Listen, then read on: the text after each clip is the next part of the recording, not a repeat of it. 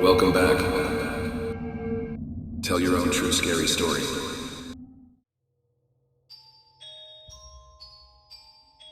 My name is Sarah. I spent my formative years in a quaint suburban town before moving to the city. I was born into a family of celebrated musicians, and thus music became my inner light. I have a particular fondness for the violin, the last gift from my mother before a tragic car crash claimed her life. In the wake of her untimely demise, I lived with my aunt, persisting through the sorrow until I earned a scholarship to a renowned music school in the city.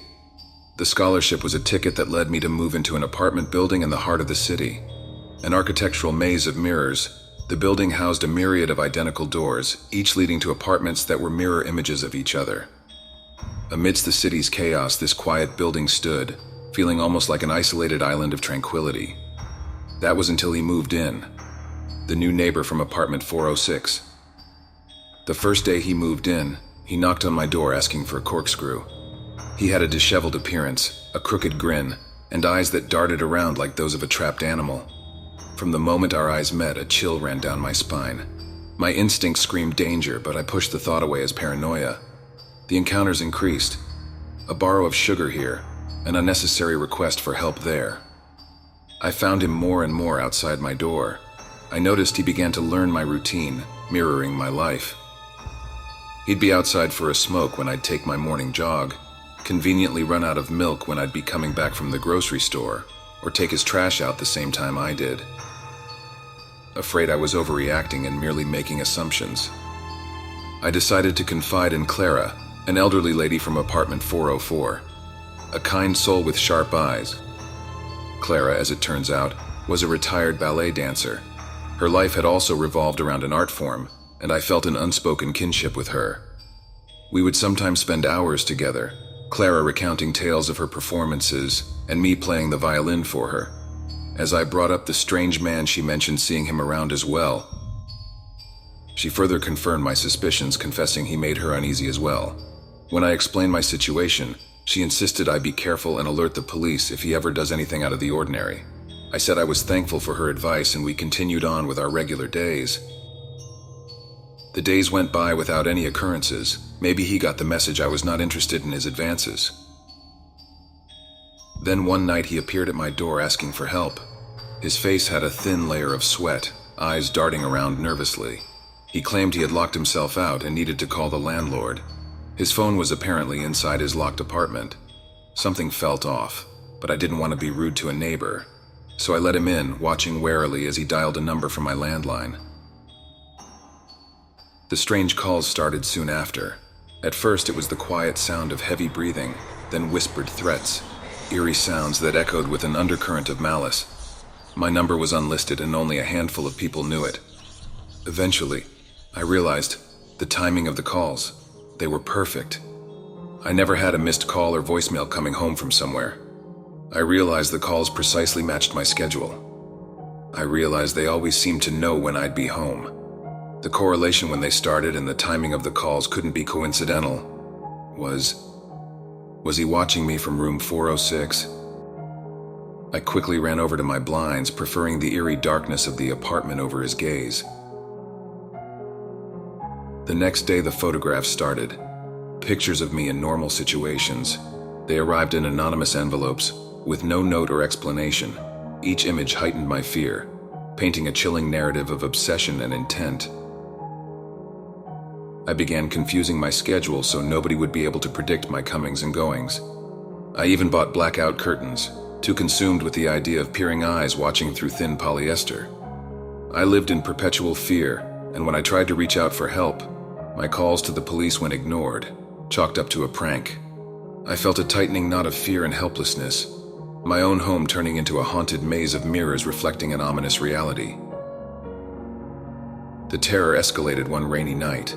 I came home late from work to find my apartment door ajar. A cold dread gripped me as I stepped inside, the intruder's presence like a cold mist filling the room. My belongings were strewn across the floor, private drawers left open, my sanctuary desecrated. When the police arrived, I pleaded with them that this was all connected. All the officers gave me concerned looks and reassurance that they would keep a close eye on the area. but there was no solid enough proof for an investigation. The building felt ominous, every identical door a potential threat. Each mirror reflected a possibility of danger. Sleep became elusive as fear ruled my nights. The walls of my apartment became a claustrophobic trap. The climax came a couple weeks later on a night of thunderstorms. I was practicing the violin when I was interrupted by the shattering of glass. I sat up, heart pounding. That's when I saw him. The silhouette of my neighbor, crowbar in hand, standing in my living room. The lightning illuminated his crooked grin and darting eyes. There was madness there, a feral delight in terror. The fear that had been brewing now morphed into a desperate need for survival. I sprang into action, slamming my bedroom door shut and locking it, my fingers trembling. I dialed 911. Help! I'm at the apartments on 5th Street at apartment 401. There's been a break-in. I need help. The police are already on their way, ma'am. Your neighbor called in the suspicious activity. The officers are already on their way. Stay on the phone with me. Are you in a safe location? I'm in the bedroom. I locked the door, but I don't know how long it will hold him. Is there a bathroom or closet you can hide in? Yes. Can the bathroom be locked from the outside? Yes. Listen to me very carefully. I need you to go to the bathroom, turn the lights on and lock the door, then go hide in the closet. I went sprinting towards my bathroom, desperate to add another layer of defense.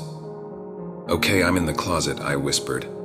Okay, great. Now just stay on the phone and don't. That was when the thud started. Each thud of the crowbar against the door echoed like a death knell, the cracking wood a testament to my impending doom. As the first door fell, the dread was a tangible presence. It took merely seconds. As he walked through the hole where my door once stood, he began looking around widely, his eyes darting every which way until he noticed the bathroom lights and set his rampage on, tearing the door down. Just as quickly as he tore down the bedroom door, the bathroom door went flying from its hinges. Just after came the sounds of the sirens. Seconds felt like hours in the ensuing moments. As he began frantically looking around, first inside the shower, then under my bed. Then, he turned towards the closet. His eerie gaze slowly transfixed on me, like he could see through the slits in the closet, like he was looking right at me. That's when the footsteps of the police came crashing through my apartment complex. For a split second, he stood frozen in time, contemplating in his twisted mind. Then he began to run. The flurry of his hasty retreat faded into silence, and then the comforting voice of an officer pierced through the stillness, assuring me it was over. As I was gently persuaded to step out of my closet and examined for any injuries, Clara, my neighbor from 404, came to my side. She embraced me warmly, offering the comfort I desperately needed. I thanked her, telling her that without her quick action, who knows what could have transpired with that man mere seconds away from reaching me. However, my relief was interrupted when an officer walked by. I stopped him, inquiring if they knew anything about the intruder's motives. We're still looking for him. My heart sank as his voice gradually faded into a whisper barely audible over the echo of departing sirens. Don't worry, ma'am, he couldn't have gone far. The morning sun washed over the empty apartment hallway, casting light on the scarred door and a boarded-up window, reminders of the past night's terror. In the days that followed, it became increasingly clear how little we truly knew about my neighbor. A man shrouded in mystery, with enough connections to craft a deceptive identity that slipped past vigilant eyes. He was a chameleon, blending into our lives. As to who he really was or what he wanted, I could only guess. The fear of knowing he's still out there, his darting eyes possibly still searching for me, is a weight I bear constantly. I've moved far from apartment 406, but the echoes of fear still reverberate in my mind, bouncing off the phantom mirrors of the identical doors I once lived behind. Despite the distance, the silent hallways still haunt me.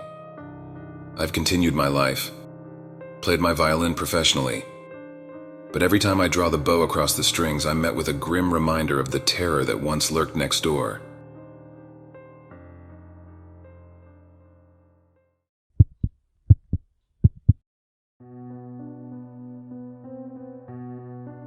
I had spent most of my adult life exploring various corners of the world. As an adventurous freelance writer, my job had given me the ticket to visit the unvisited and write about the unwritten. But after a decade of jet setting, the allure of foreign lands started to lose its sparkle. The feeling of being rootless, a wanderer, began to overshadow the thrill of discovery. I searched for a home, a place to return to after my globe-trotting endeavors.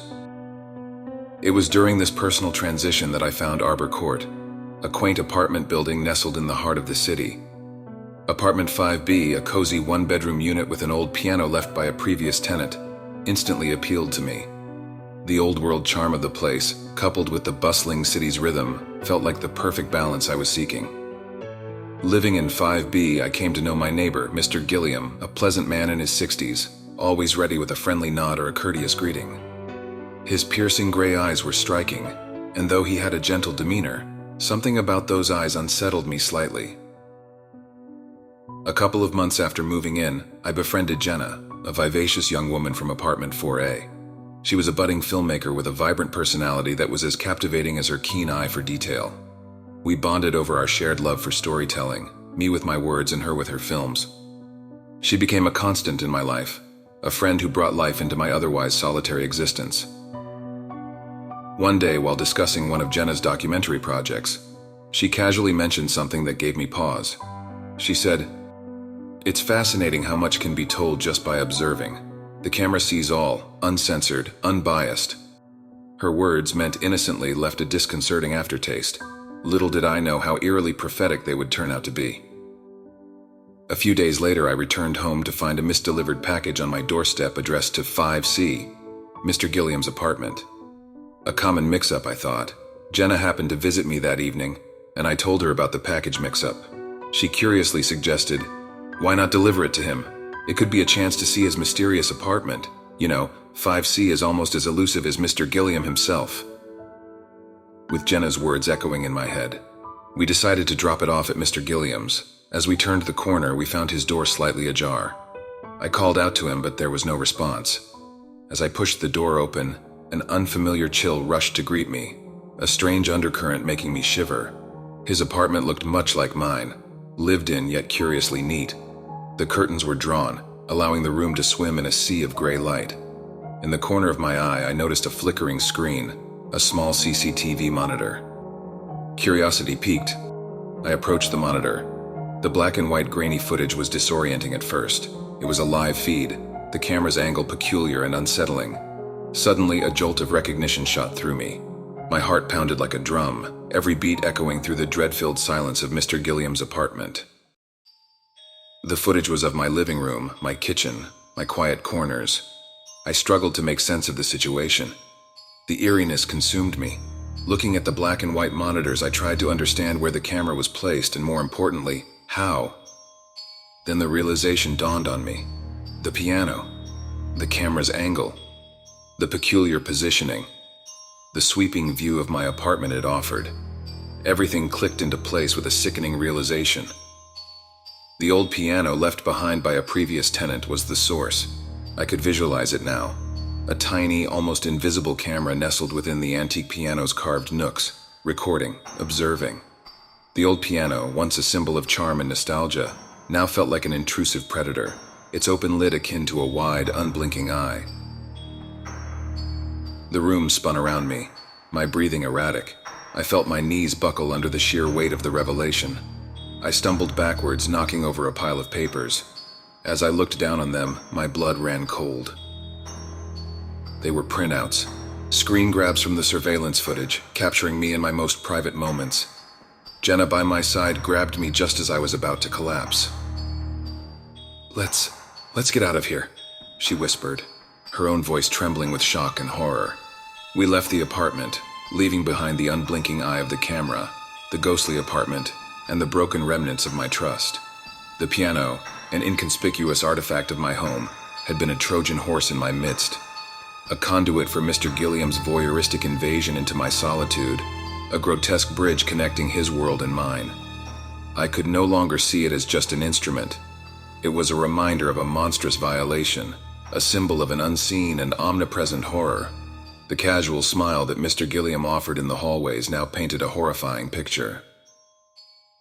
I made it back to my apartment, each corner now a potential watchful eye. I knew I wasn't alone, and the terror of being watched choked the air around me. I called the police, my voice shaking, recounting the disturbing events. As they arrived and I led them to 5C, the dread was a living, pulsating thing in me. They broke open Mr. Gilliam's door and combed through his apartment. The flickering screen now showed my apartment's empty living room, an uncanny gaze fixed on it. The chilling printouts scattered on the table narrated a horrifying tale of surveillance and obsession. Among the scattered printouts, the officers found a package, the one I had tried to deliver earlier. With gloves on, one of them cautiously opened it. Inside, a grotesque clown figure stared back at us, its painted smile mocking our fear. Beneath the clown, a note. The handwriting was elegant, each letter meticulously drawn. It read, "A pleasure watching. Until next time." My blood turned cold. Enclosed with the note was a still image of me moving into my apartment, a black and white snapshot of an event that now seemed a lifetime away. The message, its ominous promise, and the image hit me like a punch in the stomach. This wasn't a mistake or a mere violation of privacy. This was calculated, intentional, an elaborate game of cat and mouse where I had been the unsuspecting prey. The terror of the discovery made my knees buckle. Jenna was there to catch me, her comforting presence a beacon in the storm of my fear. But there was no sign of Mr. Gilliam. The man, like a ghost, had vanished, leaving behind a chilling narrative of voyeurism and an insidious violation of trust. The following days were a nightmare, a relentless echo of terror that lingered long after Mr. Gilliam had vanished. But it was Jenna who stood by me, her reassuring presence a silver lining in the dreadful circumstances. We moved out of Arbor Court together, seeking refuge in a new apartment, in a different part of the city. Yet, even in this new setting, the fear lingers, a shadowy presence that taints every corner of my solitude. I could never shake off the feeling of those invasive eyes, the sense of being watched in what should have been my sanctuary. Even today, as I look around my new apartment, I can't help but wonder if I'm truly alone, if there aren't eyes somewhere, hidden and watchful, peering into my private world.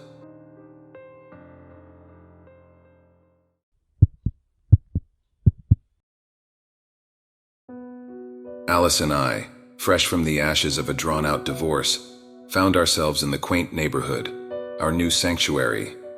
This serene suburb was a refuge from our past, from the specters of regret, anger, and pain that had long haunted us. Alice, with her unwavering spirit and the boundless energy of a 6-year-old, was my beacon. She had an uncanny knack for finding silver linings in the grayest clouds, and in her, I found the strength to navigate through the labyrinth of our new life. Not long after settling into our new routine, Alice found a companion, a boy named Tommy from next door. Their laughter filled our house, bringing with it an aura of happiness that blanketed the lingering gloom. Tommy, with his seemingly endless knowledge of the neighborhood's history and uncanny knack for storytelling, kept Alice thoroughly entertained. However, something didn't sit right. Tommy's tales were too vivid, too detailed, speaking of times and events that happened long before he was born. I brought this up with Alice, but she dismissed it, her innocent eyes twinkling with amusement. "Tommy just knows so much, Mom." I'd never met Tommy's parents. He never invited Alice over, and the only resident of the neighboring house I'd ever seen was an elderly recluse who hardly ventured past his porch.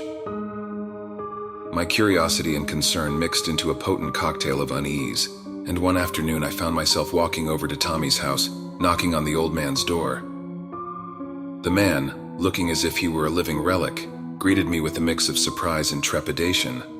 When I asked about Tommy, he stuttered out a flimsy excuse about the family being out of town. His nervous demeanor, coupled with the fact that Alice and Tommy had played together just the day before, sent alarm bells ringing in my head. Fueled by growing suspicion, I decided to keep a watchful eye on the house. The following day, as Alice went out to play, I found a discreet spot from where I could observe the neighboring house. As the evening unfolded, a chilling sight greeted me. In the fading light of the evening, I saw the old man transform. He wore the mask of Tommy, his actions mimicking those of a young boy. The realization hit me like a sledgehammer. The old man had been playing Tommy, creating a facade that kept my innocent daughter engaged in a twisted game. Fear and anger coursed through me. Without wasting another moment, I rushed outside, pulling Alice away from the old man. Her laughter was replaced by surprise and fear as I whisked her away, creating a physical barrier between the old man and my child. Without delay, I called the police. As I held Alice close, the quiet suburb was fractured by the shrill sound of sirens. The police had arrived promptly, their stern faces a stark contrast to the tranquil suburban backdrop. They took the old man into custody, promising to keep me updated about the situation. In the days that followed, I learned more about our neighbor. He was a widower, childless, who'd lived in that house for decades.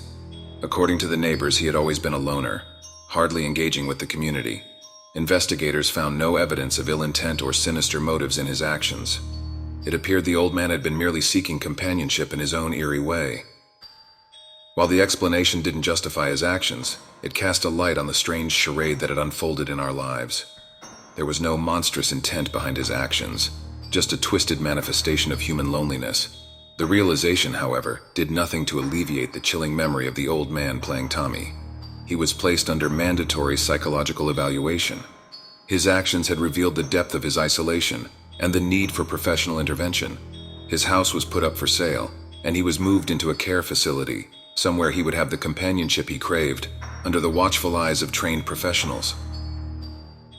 Despite the unsettling revelation, life had a way of pressing on. Alice, ever the resilient spirit, bounced back, making new friends at school. The neighborhood, however, couldn't shake off the ghost of the eerie episode. Alice's laughter echoed with an undertone of the past, and the sight of the old house was a constant reminder of the friend she once had. The decision to move was difficult, but necessary. Weeks later, we found ourselves in a new neighborhood, fresh starts waiting around the corner. But the experience had left a lasting impact. We were more cautious, our innocence replaced with a new sense of awareness. The old neighborhood was now just a chapter in our lives, a chilling tale of an eerie encounter with loneliness and deception. But it was a chapter that would always be a part of us, the echoes of which would follow us, even in our new home.